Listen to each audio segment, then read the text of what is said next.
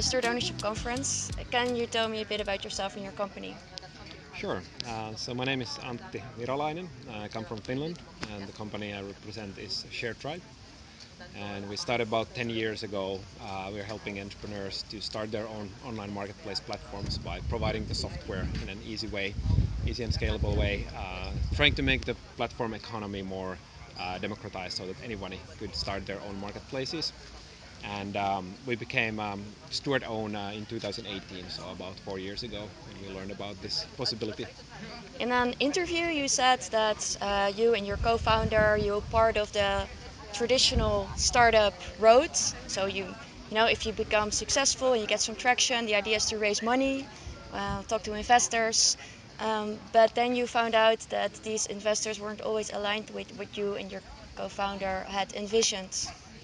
Yeah, and we didn't learn that so much with our own investors, so there was a pretty good alignment. But we learned more about looking at other examples, like companies starting with the idealistic purpose and the founders driving that way, then round after round raising more money, selling more decision making power alongside with it, and then at some point, as investors of the funds, especially, they're trying to do their job well, so their job is to maximize the profit basically for the fund.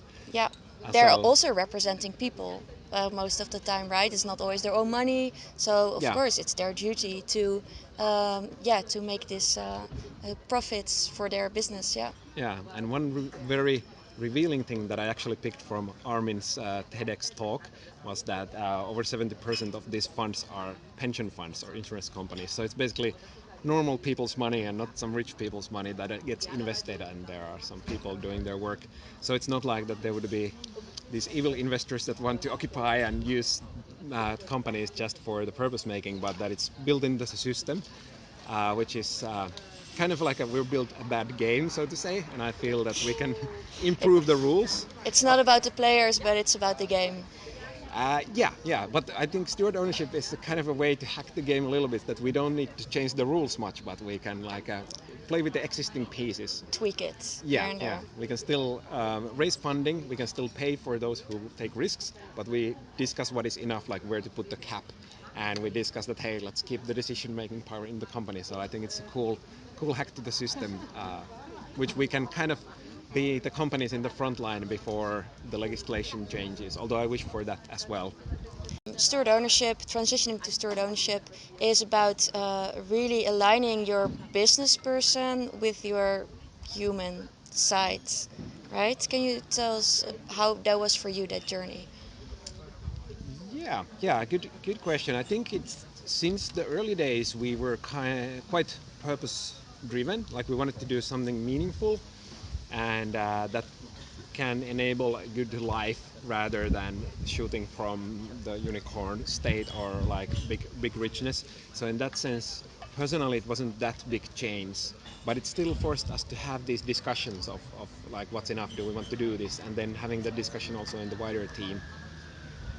But as also was said today, that quite a lot of people these days who start a company, it's more for what they are doing and That's the what the meaning and the evidence purpose. shows. Yeah, Yeah, yeah, that's true. The majority. yeah. So then making it legally binding was kind of a not so scary step. It still was a little bit. And now we are planning actually a next scary step, which is about the governance. So while we are steward owned, it defines certain things, but it doesn't define how the actual decision-making power in the team happens. And now there's just 3 people who in the team have the voting shares, so it's quite small portion of the 24 people company. So we're Okay. trying to make a next step of what feels right to us to divide the voting shares equally to everybody in the company who has been working for some time there. Yeah. So, and now it's good that I've said it on record, so we have more pressure to actually do it. We haven't done it yet. Now it's official. Yeah. Um, and as a founder, how like some founders tell me that for them it's also a liberating thing. Yeah, that's actually a good point. I haven't thought it so much, but yeah, also this like transforming the decision-making power for everybody. In some sense, it's scary. Like the majority could do something that I'm against. Now I have more power, but then it's also liberating in that sense that having more power is also having more responsibility. So, and I hope it doesn't go like the distributed responsibility being less felt, by the people. But yeah, it's liberating in that sense of the decision making, and it's liberating in the sense of like a trust to the long-term purpose-driven Yeah. future of the company.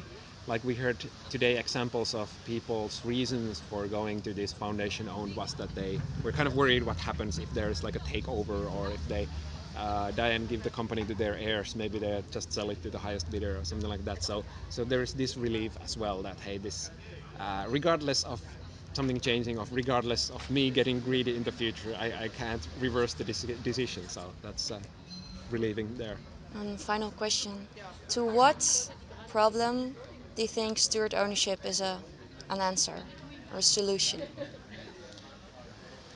I think it's helping to improve this bad game that I referred to, that we have a system where we have companies whose default purpose is to create wealth for the shareholders. I think that's part of the problem, and then having these big funds that we also put our pension money in, and in Finland we cannot even choose it. It's obligatory to put the stuff in the pension funds, and then the people who there try to do their work well, they end up using their voting power in traditional companies towards profit maximization. So it's like a circle that nobody actually wants to have, but we have it in place. So suddenly changing these kind of circulations of big money is not that easy.